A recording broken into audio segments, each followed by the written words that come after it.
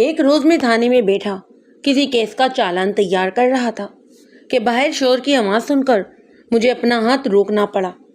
بے ساختہ میری نگاہ کمرے کے کھلے ہوئے دروازے کی جانب اٹھ گئی۔ میں نے دیکھا چند دیہاتی ایک بچے کو دھکیلتے ہوئے اور گھسیٹتے ہوئے میری طرف لا رہے تھے۔ ہاتھ تو رک ہی چکا تھا، میں نے قلم کو بھی چھوڑ دیا اور الجھن زدہ نظر سے اس وحشی منظر کو دیکھنے لگا۔ اس دوران میں دیہاتی بچے کو میرے سامنے پہنچا چکے تھے۔ میں نے گرج کر کہا تھا، چھوڑو اسے۔ میرے حکم کا فوری اثر ہوا، ان دیہاتیوں نے بچوں کو مارنا بند کر دیا، تاہم اس کا گریبان ابھی تک ایک مشتعل دیہاتی کی گرفت میں تھا۔ میں نے دیہاتی کی آنکھوں میں دیکھتے ہوئے سخت لہجے میں کہا تھا، میں نے کہا نا چھوڑو اس بچے کو، ورنہ میں تم سب کو حوالات میں بند کر دوں گا۔ جناب، حوالات میں تو آپ اس شیطان کو بند کریں، ان میں سے ایک خفگی آمیز انداز میں بولا، جس نے سب کا جینا حرام کر رکھا ہے۔ اس معصوم نے کون سا جرم کر دیا ہے ایسا؟ میں نے باری باری ان کے چہروں کا جائزہ لیتے ہوئے سوال کیا تھا۔ جناب، یہ پوچھے کہ اس نے کیا کچھ نہیں کیا، ایک دیہاتی تنزیہ لہجے میں بولا۔ آپ اسے معصوم نہ سمجھیں، یہ شکل سے بڑا ہی سیدھا سادہ نظر آتا ہے، لیکن اس کے وجود میں خبیث روح چھپی ہے۔ یہ آج بڑی مشکل سے ہاتھ آیا ہے، پچھلے 8-10 دن سے اس نے ہماری مٹی پلید کر رکھی ہے۔ چودھری صاحب کا سارا غصہ بھی ہم پر ہی اترتا ہے۔ چودھری صاحب، اس الفاظ پر میں چونک اٹھا۔ اس بچے کے قصور کے بارے میں تو میں بعد میں پوچھوں گا، میں نے کہا، پہلے یہ بتاؤ آپ لوگ ہو کون؟ ہم چودھری ارشاد کے ملازم ہیں، ان میں سے ایک نے جواب دیا۔ ہم چودھری صاحب کے باڑے میں کام کرتے ہیں۔ اچھا، اتنی اکڑ تو کبھی چودھری ارشاد نے نہیں دکھائی۔ میں نے جواب دینے والے کو تیز نظروں سے گھورا۔ تم چودھری کے ادنا سے ملازم ہو کر کچھ زیادہ ہی اچھل کود مچا رہے ہو۔ بچے کا جرم سننے سے پہلے مجھے لگتا ہے تم لوگوں کے دماغ درست کرنا ہوں گے۔ کیا خیال ہے تمہیں ٹرائل روم کی سیر کروائی جائے؟ وہ میری اس خطرناک دھمکی کو سن کر ذرا ٹھنڈے پڑ گئے۔ ان میں سے جو زیادہ بڑھ چڑھ کر بول رہا تھا نرم لہجے میں بولا، تھانے دار صاحب معاف کر دیں ہمیں، دراصل اس مردود کی حرکتوں نے پچھلے کئی دنوں سے ہمارا جینا حرام کر رکھا ہے۔ اوپر سے روزانہ چودھری صاحب کی ڈانٹ پھٹکار بھی سننا پڑتی ہے، بس اسی وجہ سے دماغ گرم ہو گیا تھا۔ اگر دماغ اور مزاج ٹھنڈا ہو گیا ہو تو بتاؤ، اس بچے نے ایسا کون سا سنگین جرم کیا ہے جو تم اسے یوں بے دریغ مارتے ہوئے یہاں تک لائے ہو؟ میں نے باری باری ان کی آنکھوں میں دیکھا اور پھر بچے سے کہا، اوے بچہ، تم ادھر جا کر بینچ پر بیٹھو، ابھی میں تمہارا بیان بھی لوں گا۔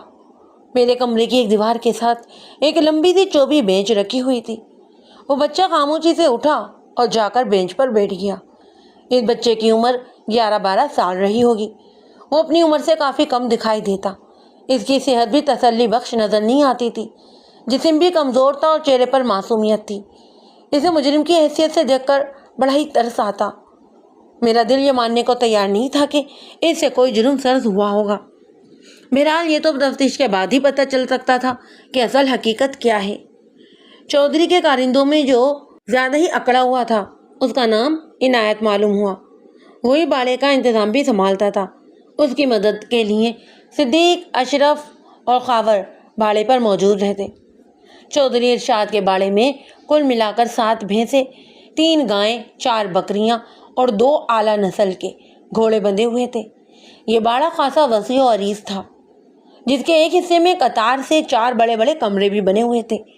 ایک کمرے پر ملازموں کا قبضہ تھا، دوسرے میں مویشیوں کا چارہ وغیرہ اسٹاک کیا گیا تھا، اور باقی 2 کمرے حسب ضرورت جانوروں کے استعمال میں رہتے۔ خصوصاً موسم سرما اور موسم برسات میں ان مویشیوں وغیرہ کو کمروں کے اندر باندھنا پڑتا۔ یہ کمرے حال نما تھے، لہذا جگہ کے حوالے سے کوئی پیش رفت نہیں آئی۔ باڑے کے کشادہ صحن میں مختلف رنگ و نسل کے چند سایہ دار درخت بھی تھے۔ باڑے کے حوالے سے یہ تفصیل اس لیے بیان کرنا بھی ضروری ہے کہ جو لوگ شکایت لے کر میرے پاس آئے تھے، ان کا اور ان کے مسئلے کا تعلق اسی باڑے سے تھا۔ عنایت نامی اس اکڑ مزاج بندے کی زبانی کیسر کے جرم کی جو تفصیل مجھ تک پہنچی، اس کا خلاصہ میں آپ کی خدمت میں پیش کیے دیتا ہوں، تاکہ بعد میں آنے والے واقعات کا مطالعہ آپ کے ذہن کو الجھانے کی کوشش نہ کرے۔ ان میں سے بعض باتیں ایسی ہیں جو بعد میں میرے علم میں آئی تھیں، لیکن واقعات کا تسلسل قائم رکھنے کے لیے ابھی بیان کی جا رہی ہیں۔ ایک بات کا میں ذکر کرنا بھول گیا ہوں، عنایت اور اس کے ساتھی جس نوعمر لڑکے کو زد و کوب کرتے ہوئے میرے پاس لائے تھے، اس کا نام کیسر عرف کیسو تھا۔ چودھری ارشاد کا تعلق موضع فتح پور سے تھا۔ یہ ایک بڑا گاؤں تھا جہاں لگ بھگ 350 گھر آباد تھے۔ کم و بیش 1500 نفوس پر مشتمل یہ گاؤں میرے تھانے کی حدود میں آتا اور تھانے سے چند گز کے فاصلے کو واکنگ ڈسٹینس بھی کہا جا سکتا ہے۔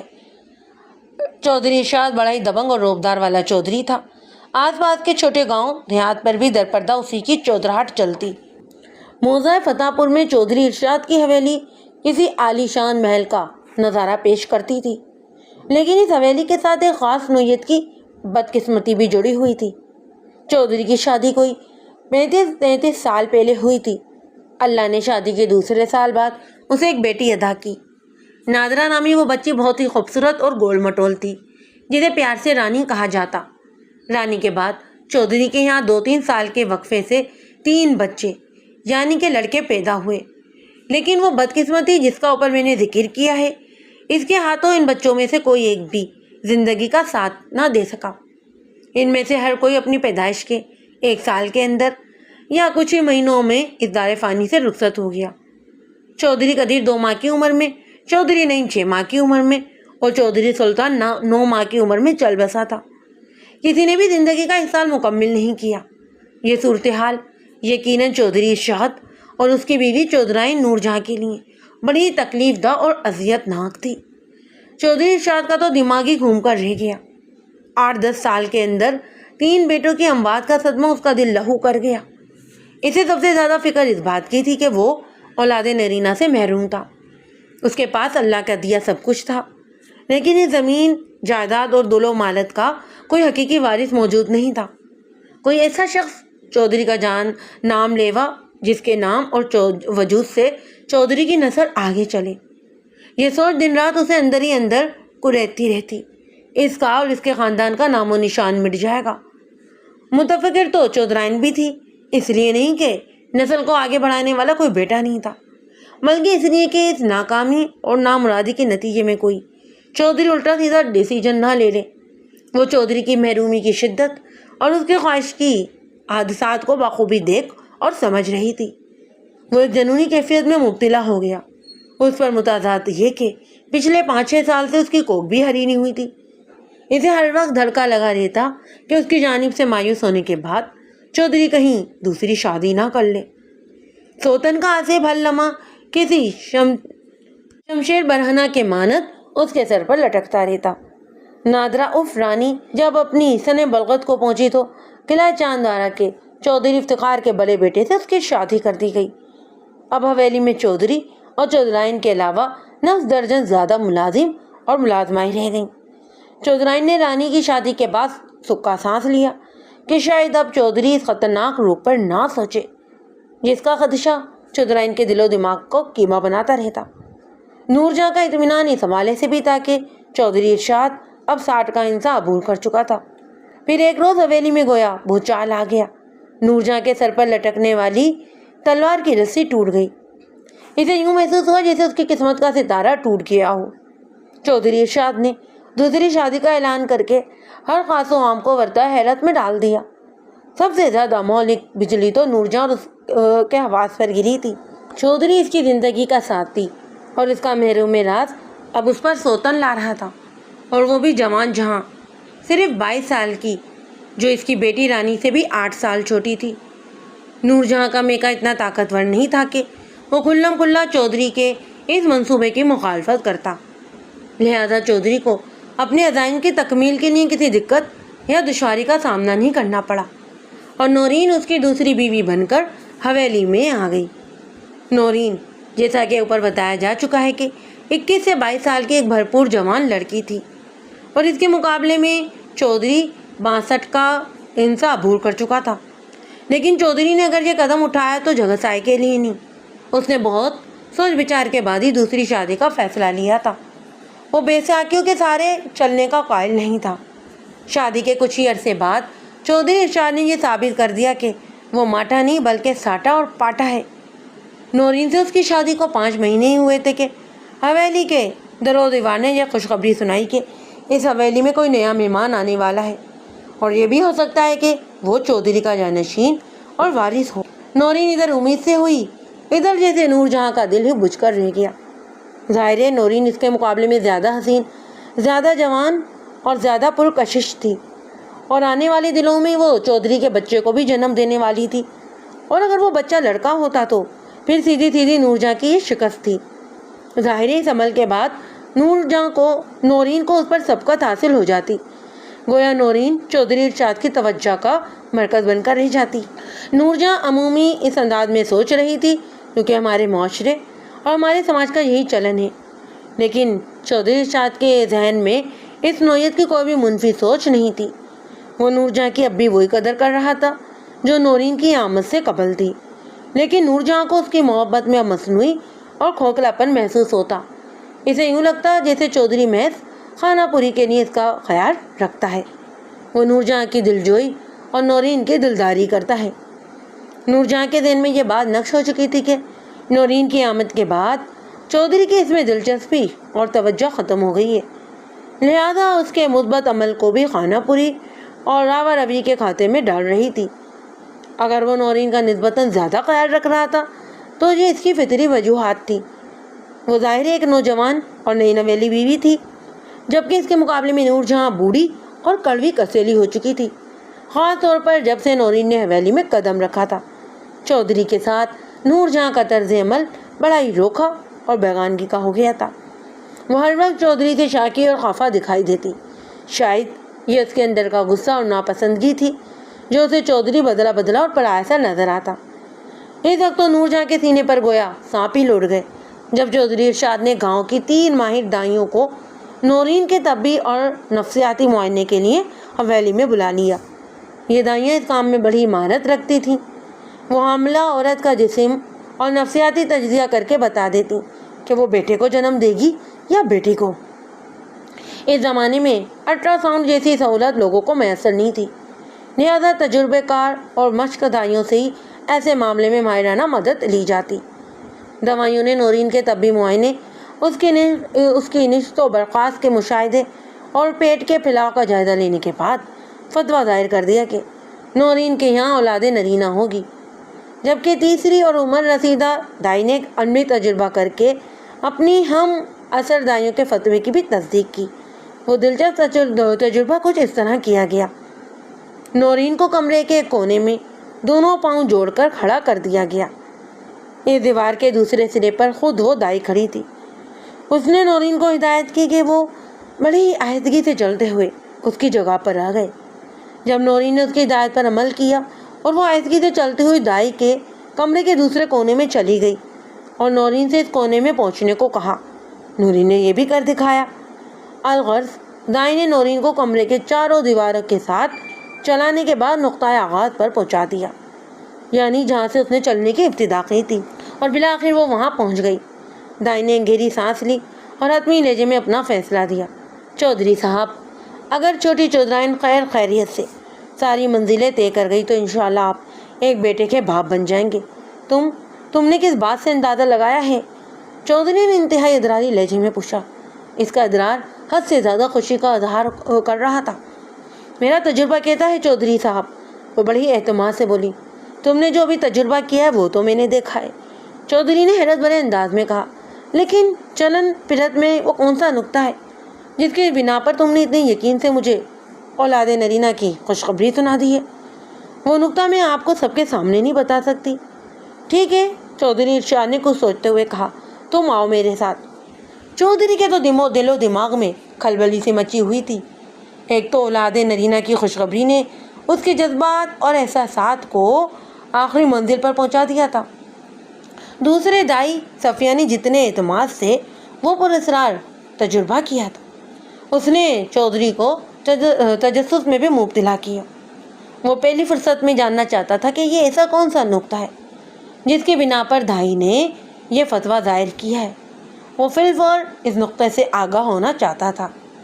وہ دائی صفیہ کو اپنے ساتھ چلاتے ہوئے حویلی کے ایک دوسرے کمرے میں لے آیا جہاں اس کے سوا کوئی اور نہیں تھا۔ چند لمحات کی گمبھیر خاموشی کے بعد صفیہ نے ٹھہرے ہوئے لہجے میں کہنا شروع کیا، دیکھیے چودھری صاحب, دیوار کے پیچھے اور ماں کے پیٹ کے اندر کیا ہے یہ تو سوچنا رب ہی بہتر جانتا ہے. انسان تو بس اندازہ ہی لگا سکتا ہے, اور میں نے بھی اندازہ ہی لگایا ہے. صفیہ, چودھری نے ٹھہرے ہوئے لہجے میں کہا, میں ماضی کے ان ظالم حکمرانوں جیسا نہیں ہوں جو کسی کی غلط پیش گوئی یا غلط اندازے پر ناراض ہو کر اس کی گردن اڑا دیا کرتے ہیں. اگر بعد میں تمہارا اندازہ غلط بھی ثابت ہو گیا تو میں اف نہیں کہوں گا. تم جلدی سے بتاؤ کہ تم نے کس نقطے کی بنا پر اتنے یقین سے کہا ہے کہ چھوٹی چودھرائن کے گھر بیٹا ہی پیدا ہوگا. دائی صفیہ نے یہ نقطہ بیان کرتے ہوئے بتایا, چودھری صاحب, میں اپنے تجربے کی روشنی میں یہ کہہ سکتی ہوں کہ جن عورتوں کے پیٹ میں نر یعنی کہ اولاد پروان چڑھ رہی ہوتی ہے تو وہ ساکن حالت سے جب چلنا شروع کرے تو پہلے اپنا دایاں پاؤں اٹھاتی ہے, اور لڑکی کی ماں بننے والی حاملہ عورتیں بایاں پاؤں اٹھا کر سفر شروع کرتی ہیں. میں نے چودھرائن جی کو 4 مرتبہ روک کر ایک جگہ سے دوسری جگہ تک چلا ہے, اور ہر بار انہوں نے اپنا دایاں پاؤں اٹھا کر چلنا شروع کیا. اچھا, کمال ہے یہ تو, چودھری نے حیرت بھرے لہجے میں کہا. تم تو بڑی ہی تجربے کار اور دانش مند دائی ہو. چودھری نے تعریفی نظروں سے صفیہ کی طرف دیکھا. آج کے بعد تم ہی نورین کی دیکھ بھال کرو گی, اور جب تک نورین میرے بیٹے کو جنم نہیں دے لیتی تم اس کے آس پاس ہی رہو گی. چودھری صاحب, آپ مجھے اتنی عزت دے رہے ہیں, اس لیے میں آپ کا جتنا بھی شکریہ ادا کروں کم ہے. وہ گہری سنجیدگی سے بولی, لیکن میرے ساتھ ایک مسئلہ ہے. کیسا مسئلہ؟ چودھری نے سوالیہ انداز میں اس کی طرف دیکھا. وہ بڑی ہی عاجزی سے بولی, چودھری صاحب, میں صبح سے شام تک کو تو آپ کی حویلی میں رہ سکتی ہوں, مگر رات کو مجھے اپنے گھر ہی جانا ہوگا. میرا گھر والا بہت ہی ضعیف اور بیمار ہے, میں رات میں اسے اکیلا نہیں چھوڑ سکتی, یہ میری مجبوری ہے. وہ اپنے شوہر کو ضعیف اور بوڑھا کہہ رہی تھی, جبکہ وہ خود بھی 60 سے اوپر کی تھی, جسے ظاہر ہوتا تھا کہ اس کا شوہر 70 کے پٹے میں ہوگا. بہرحال چودھری ارشد نے اس کی مجبوری کا احساس کرتے ہوئے کہا, مجھے منظور ہے صفیہ, تم صبح ناشتے سے فارغ ہو کر حویلی آ جایا کرو, اور جیسے ہی سورج ڈھلے اپنے گھر چلی جاؤ. اگلے رات میں کبھی نورین کو تمہاری ضرورت محسوس بھی ہوئی تو میں تمہارے گھر سے بلوا لوں گا, لیکن تمہیں مجھ سے ایک وعدہ کرنا ہوگا. چودھری نے جملہ ادھورا چھوڑا تو صفیہ نے سوالی نظر سے اس کی طرف دیکھا. اس نے پوچھا, کیسا وعدہ چودھری صاحب؟ جب نورین کا آخری مہینہ شروع ہوگا تو پھر تمہیں زچگی تک دن رات حویلی میں ہی رہنا ہوگا. ٹھیک ہے چودھری صاحب, آپ نے میری بات مانی ہے تو میں بھی آپ کی بات مان لیتی ہوں. چنانچہ اسی روز سے صفیہ نورین کی دھائی مقرر کر دی گئی, اور اس کے ساتھ ہی نورین کے لیے اس کے مشورہ کا بھی آغاز ہو گیا. دیگر تجاویز کے ساتھ ہی اس نے چودھری شاہ سے کہا, چودھری صاحب, آپ دونوں وقت نہایت پابندی کے ساتھ چھوٹی چودھرائن کو بھینس کا دودھ بھی پلانا شروع کر دیں. اس سے کیا ہوگا؟ جو مائیں حمل کے دوران میں باقاعدگی سے دودھ پیتی ہیں ان کی اولاد گوری اور خوبصورت ہوتی ہے. وہ بڑے ہی فلسفیانہ انداز میں بولی, ویسے تو ماشاءاللہ آپ کا خاندان بڑا ہی گھوڑا چٹا ہے, لیکن اگر آپ میرے مشورے پر عمل کریں گے تو آپ کے آنے والے بچے کی خوبصورتی پر اور بھی نکھار آئے گا. نورین تو ویسے بھی دودھ شوق سے پیتی ہے. چودھری خوش ہوتے ہوئے بولا, میں آج ہی سے اس کے لیے ایک بھینس مخصوص کر دیتا ہوں. تھوڑی دیر کے بعد صفیہ تو سلام کر کے رخصت ہو گئی, اور چودھری اپنی آنے والی اولاد نرینہ کے بارے میں سوچ سوچ کر خوش ہونے لگا. اس نے صفیہ کو بہت زیادہ انعام سے بھی نوازنے کے بعد وعدے بھی کیے تھے, کیونکہ اس کی پیش گوئی اور بعد ازاں محبت و نگہداشت کے نتیجے میں اس حویلی میں چودھری کا وارث جنم لینے والا تھا. یہ کوئی معمولی بات نہیں تھی. چودھری کے باڑے میں 6 کالی بھینسیں, 3 گائیں, 4 بکریاں اور 2 اعلیٰ نسل کے گھوڑے موجود تھے. یہ گھوڑے چودھری کی ذاتی سواری کے لیے استعمال ہوتے. ان میں سے ایک گھوڑا مشکی اور دوسرا انڈے کے مانند سفید. 6 بھینس تو باڑے میں بندھی تھیں, اور وہ ماشاءاللہ خاصا دودھ بھی دیتی تھیں. لیکن وہ کیا کہتے ہیں کہ یہ عالم شوق دیکھا نہ جائے. یا نیا فقیر اور نیا امیر جو بھی کر لے کم ہے کے مصادق چودھری کو چھوٹی چودھرائن کے لیے الگ سے ایک بھینس پالنے کی سوچی. چنانچہ ایک صحت مند اور خوبصورت بھوری بھینس خریدی گئی. نہ صرف خریدی گئی بلکہ اس کی دیکھ بھال, کھلائی پلائی اور دودھ وغیرہ نکالنے کے لیے ایک ملازم کو بھی مخصوص کیا گیا. اس ملازم کا نام تھا عنایت عرف عنایتہ, جو باڑے کا انتظام بھی چلاتا تھا. لیکن یہیں سے ایک دلچسپ مگر خوفت بھری کہانی کا بھی آغاز ہوا. چودھری حویلی کے اندر جس طرح چھوٹی چودھرائن کے ناز نخرے اٹھا رہا تھا، ویسے ہی حویلی کے باہر بھی نورین کے حوالے سے اس کی سرگرمیاں بڑے ہی جوش و خروش سے جاری تھی۔ اس نے نورین کو دودھ پلانے کے لیے بھوری بھینس کا بندوبست تو کر لیا۔ اس کے ساتھ ہی اس نے عنایت کو سختی سے تاکید کی کہ وہ بھوری بھینس کا دودھ خود اپنے ہاتھوں سے نکالے گا اور خود ہی جا کر دودھ والا برتن چاچی بسم اللہ کے حوالے کرے گا۔ چاچی بسم اللہ وہ ملازمہ خاص تھی جسے صرف اور صرف نورین کی دیکھ بھال کے لیے مخصوص کیا گیا، اور وہ چودھری ارشاد کے بھروسے کی عورت تھی۔ جس طرح چودھری عنایت پر اعتماد کرتا تھا، جب انسان کی زندگی میں کچھ ایسا وقوع پذیر ہونے جا رہا ہو جو اس کی شدید خواہش ہو لیکن اس خواہش کی تکمیل کے امکانات نکھائی نہ دے رہے ہوں، تو پھر ہر لمحہ اسے ایک دھڑکا سا لگا رہتا ہے۔ دل میں طرح طرح کے خدشے اور ذہن میں قسم قسم کے اندیشے سر اٹھانے لگتے ہیں۔ انسان یقینی اور بے یقینی کے درمیان سوال نشان کے مانند لٹک کر رہ جاتا ہے۔ آنکھوں دیکھی اور کانوں سنی حقیقت کا یقین نہیں آتا، اور روز و شب یہ خطرہ سر پر منڈلاتا رہتا ہے کہ کہیں یہ نہ ہو جائے، کہیں وہ نہ ہو جائے۔ چودھری ارشاد بھی ان دنوں کچھ ایسی ہی کیفیت کا شکار تھا۔ اندیشوں، وسوسوں اور خدشات کی راہ روکنے کے لیے وہ حد درجہ محتاط ہو گیا۔ وہ نہیں چاہتا تھا کہ معمولی سی بھی کوتاہی یا ذرا سی بھی بے احتیاطی کوئی گل کھلا کر بنے بنائے کھیل کو بگاڑ دے۔ نورین کے کیس کو اس نے ہاتھ کا چھالا بنایا ہوا تھا۔ چودھری ارشاد جتنا زیادہ محتاط اور الرٹ تھا، عنایت بھی اتنا ہی ہوشیار اور چوکنا تھا، لیکن اس کی تمام تر ہوشیاری اور چالاکی اس وقت خاک میں مل گئی جب پہلے ہی قدم پر اسے ناکامی کا منہ دیکھنا پڑا۔ پہلے دن جب وہ بھوری بھینس کا دودھ نکالنے کے لیے اس کے نیچے بیٹھا تو شدید ترین رد عمل کا مظاہرہ ہوا۔ اس کے ہاتھ لگاتے ہی بھینس نے اچھل کود مچانا شروع کر دیا۔ یوں محسوس ہوتا تھا جیسے کسی نادیدہ قوت نے بھوری بھینس کو کوئی شدید ضرب لگا دی ہو۔ وہ بار بار سر کو جھٹکتی، چاروں قدموں پر اچھل اچھل کر گول گول گھومتی۔ عنایت کافی دیر تک اسے پچکارنے اور سنبھالنے کی کوشش کرتا رہا، لیکن بھینس نے اس کی ایک نہیں سنی۔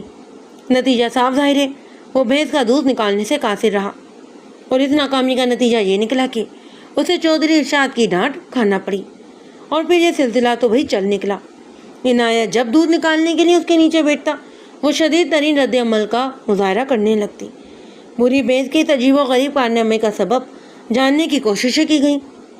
مثلا یہ چیک کیا گیا کہ اسے ڈنگروں کی کوئی مخصوص بیماری تو نہیں، حالانکہ اس بات کے امکانات صفر کے برابر تھے۔ وہ چودھری کے ڈیرے پر آنے سے پہلے اچھا خاصا اور صحت مند دودھ دے رہی تھی، اس کے دودھ پر بڑی موٹی بلائی بھی آتی، وغیرہ وغیرہ، لیکن اب تو اس نے جیسے دودھ ہی دینا چھوڑ دیا۔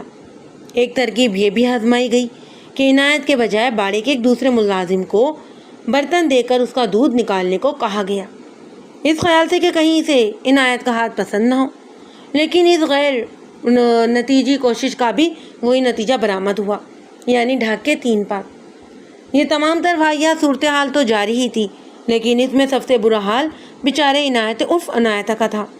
ایک طرف تو اسے اپنی ناکامی بلکہ شکست پر جھنجھلاہٹ کا سامنا تھا، دوسری جانب چودھری ارشاد کی ڈانٹ پھٹکار نے اس کے دماغ کو پھوڑے کی مانند پکا دیا تھا۔ اسے نکما، نالائق، کامچور اور پتہ نہیں کس کس بات کے تانے سننا پڑ رہے تھے۔ بالآخر ایک روز اس نے اس مسئلے کی جڑ کھود لی۔ جناب، یہی شیطان ہے ہماری اصل پریشانی کی وجہ۔ عنایت نے کونے پر بینچ پر بیٹھے کیسر عرف کیسو کی جانب انگلی سے اشارہ کرتے ہوئے کہا، آج اس واقعے سے یہ ہمارے ہتھے چڑھ گیا ہے، ورنہ پتہ نہیں اور کتنے دن تک ہمیں چودھری صاحب کی جھڑکیاں سننا پڑتی۔ عنایت، میں نے ٹھہرے ہوئے لہجے میں کہا، بھوری بھینس کی اچھل کود اور دودھ دینے کے لیے آبادہ نہ ہونے کا اس لڑکے سے کیا تعلق ہے؟ بڑا ہی گہرا تعلق ہے سرکار۔ وہ بڑی ہی گہری سنجیدگی سے بولا، پتہ ہے یہ مردود اتنے دنوں سے کیا کر رہا تھا؟ اس نے کچھ ایسے انداز سے جملہ نامکمل چھوڑ کر سوالیہ نظر سے میری طرف دیکھا، جیسے اپنی دانش میں یہ کوئی بہت بڑا انکشاف کرنے جا رہا ہو۔ میں نے نفی میں گردن ہلائی، مجھے نہیں معلوم، تم بتاؤ۔ وہ بتانے لگا، باڑے کی حد بندی والی دیوار کے ساتھ تھوڑے تھوڑے فاصلے پر مختلف درخت لگے ہوئے ہیں، انہی میں جامن کا ایک بہت بڑا درخت ہے جس کی شاخوں کا پھیلاؤ باڑے کے باہر تک چلا گیا ہے۔ بیرونی دیوار چونکہ زیادہ اونچی نہیں ہے، لہذا باڑے کے باہر سے بھی اس طرح جامن کے درخت پر چڑھا جا سکتا ہے کہ اندر موجود لوگوں کو کوئی خبر نہ ہو، کیونکہ درخت کی شاخیں اس طرح باڑے کے باہر تک گئی ہوئی ہیں کہ وہاں دیوار واضح طور پر دکھائی نہیں دیتی۔ یہ شیطان چپکے سے درخت پر چڑھ کر خود کو شاخوں اور پتوں میں چھپا کر بیٹھ جاتا، اور جیسے ہی بری بھینس کا دودھ نکالنے کے لیے برتن میں لے کر اس کے نیچے بیٹھتا، یہ اپنی کارروائی شروع کر دیتا۔ اتفاق سے بری بھینس کو دوسری بھینسوں سے تھوڑے فاصلے پر الگ کنڈلی پر باندھا گیا ہے، اور چارے والی یہ کنڈلی اسی دیوار کے قریب ہے جہاں دامن کا درخت کھڑا ہے۔ بھوری بھینس کالی بھینسوں کے قریب ہے یا دور؟ میں نے اس کی بات کاٹتے ہوئے پوچھا۔ تو مجھے صرف اتنا بتاؤ کہ یہ لڑکا وہاں جامن کے درخت پر چھپ کر ایسی کون سی کارروائی کرتا تھا کہ بھوری بھینس دودھ دینے سے انکاری ہو جاتی؟ کیا یہ کوئی جادو وغیرہ جانتا ہے؟ شکل سے تو ایسا نہیں لگتا جناب، یہ غلیل اور غلوں کے ساتھ وہاں چھپ کر بیٹھتا ہے، عنایت نے کہا۔ جب میں نے اسے پکڑا تو اس کے پاس سے ایک غلیل اور درجنوں غلے برآمد ہوئے جو اس نے اپنی جیب میں بھر رکھے تھے۔ اس کے غلے بھی کوئی عام پتھر نہیں تھے، بلکہ اس نے چھوٹے چھوٹے نکیلے سنگریزے جمع کر رکھے تھے جو جہاں بھی لگے جان نکال دیں۔ اس پر اس کمبخت کا نشانہ بھی غضب کا ہے۔ میں آپ کو بتاتا ہوں کہ یہ کرتا کیا تھا۔ وہ لمحے بھر کے لیے رکا، پھر ایک گہری سانس خارج کرنے کے بعد بولا، میں جیسے ہی دودھ نکالنے کے لیے بھوری بھینس کے نیچے بیٹھتا، یہ مردود نشانہ باندھ کر بھینس کی تھوتنی، ناک یا کان وغیرہ پر وار کر دیتا۔ نکیلے سنگریزے کی ایسی دردناک چوٹ لگتی کہ بھینس تڑپ کر رہ جاتی۔ وہ بیچاری بے زبان یہ تو نہیں بتا سکتی کہ اسے کیا تکلیف ہے، بس وہ سر جھٹک کر اور اچھل کود کر اپنی تکلیف اور برہمی کا اظہار کرتی۔ میں جب دودھ نکالنے کے لیے بھوری کے نیچے بیٹھتا تو جامن کا درخت میری پشت پر پڑتا، اس لیے بھی میں کیسوں کی کارروائی تک نہ پہنچ سکا تھا۔ اور آج میں دوسری جانب سے دودھ نکالنے کے لیے بیٹھا تو اس شیطان کی بدماشی میری نظر میں آ گئی۔ بھوری جیسے ہی اچھلی، غیر ارادی طور پر میری نگاہ سامنے اٹھ گئی، اور اسی وقت مجھے جامن کی شاخوں کے اندر غیر معمولی حرکت نظر آئی۔ بعد میں کیسوں کی زبانی پتہ چلا کہ اس کا پاؤں پھسل گیا تھا، جس کی وجہ سے پتوں میں کھڑکھڑاہٹ پیدا ہوئی۔ بہرحال اس نے ایک مرتبہ پھر اپنی بات کو ادھورا چھوڑا اور تھوڑا اپنا سانس درست کیا، پھر اپنی بات بڑھاتے ہوئے بتانے لگا، اس وقت میرے خیال میں ہرگز یہ خیال نہیں تھا کہ جامن پر جو کوئی بھی موجود ہے وہی بری بھینس کے مسئلے کا سبب ہے۔ میں نے فوراً صدیق، اچھو اور خابر کو آوازیں دیں اور انہیں صورتحال سے آگاہ کیا، اور پھر ہم سب نے فوری کارروائی کر کے اس خبیث کو پکڑ لیا۔ ہمیں متحرک ہوتے دیکھ کر یہ درخت سے نیچے اترا اور وہاں سے فرار ہونے کی کوشش کر رہا تھا، لیکن ہم نے اس کی یہ کوشش ناکام بنا دی۔ 1 منٹ کے اندر اندر ہم نے گھیرا ڈال کر اسے قابو کر لیا۔ اس کے پاس سے ہم نے یہ بھی برآمد کیے، میں نے 1-2 جھانپڑ رسید کیے تو اسے فوراً اقرار کر لیا کہ ہاں، بھوری کی تمام تر تکلیف اور پریشانی کا سبب میں ہی ہوں۔ یہ دیکھیے جناب، اس کی گلیل اور گلے۔ بات کے اختتام پر عنایت نے گلیل اور گلے میرے حوالے کر دیے۔ میں نے گھرتی ہوئی نظر سے بینچ پر بیٹھے ہوئے کیسر کی طرف دیکھا اور کڑے لہجے میں پوچھا، تمہارے ہی ہیں یہ؟ وہ تھوک نکلتے ہوئے بولا، جی۔ تم بھوری بھینس کو کیوں ستاتے تھے؟ میں نے سوال کیا۔ اس نے جواب نہیں دیا، بلکہ سہمی ہوئی نظروں سے بس مجھے دیکھتا چلا گیا۔ بولو، میری بات کا جواب دو۔ میں نے اپنا پھر سوال دہرایا۔ وہ کچھ نہیں بولا، خاموشی سے میری طرف دیکھتا رہا۔ دیکھا جناب آپ نے، عنایت نے تنزیہ لہجے میں کہا، یہ کیسا میسنا بنا ہوا ہے؟ یہ سوال تو ہم نے 36,000 مرتبہ پوچھا ہے اس سے، لیکن یہ زبان کھولنے کو ہی تیار نہیں۔ جب اس نے مجھے کچھ نہیں بتایا تو ہم اسے پکڑ کر چودھری صاحب کے پاس لے گئے۔ انہوں نے بھی اسے سخت اور نرم دونوں طریقوں سے اس کی زبان کھلوانے کی کوشش کی۔ تنگ آ کر چودھری صاحب نے مجھے حکم دیا کہ میں اسے آپ کے حوالے کر دوں۔ اب آپ ہی تفتیش کے ذریعے اس سے اگلوا سکتے ہیں کہ اس کی واحد شرارت کا مقصد کیا تھا، اور اب یہ آپ کے حوالے ہے۔ بظاہر تو یہ ایک فضول اور عام سا واقعہ تھا، لیکن مجھے کیسو کی شرارت کے پیچھے کوئی گمبھیر کھیل چھپا ہوا محسوس ہوا۔ یہ ایسی حرکت نہیں تھی کہ یہ سوچ کر میں اس پر مٹی ڈال دیتا کہ چلو وہ بچہ ہے، بچے ایسی نادانیاں کرتے ہی رہتے ہیں۔ کیسو اتنے دنوں سے بھوری بھینس کے ساتھ جو کچھ کر رہا تھا اس کا یقیناً کوئی مقصد تھا۔ یہ ممکن تھا کہ کیسو کو اس مقصد سے آگاہی حاصل نہ ہو، لیکن یہ کارروائی وہ جس کے حکم پر کر رہا تھا وہ یقیناً اپنے ذہن میں ایک واضح منصوبہ بندی رکھتا ہوگا۔ میں نے ہنگامی بنیادوں پر اپنے ذہن میں چند فوری نوعیت کے فیصلے کیے اور عنایت کی طرف دیکھتے ہوئے بولا، ٹھیک ہے عنایتا، میں نے ٹھہرے ہوئے لہجے میں کہا، تم یہاں سے سیدھا چودھری صاحب کے پاس ہی جانا۔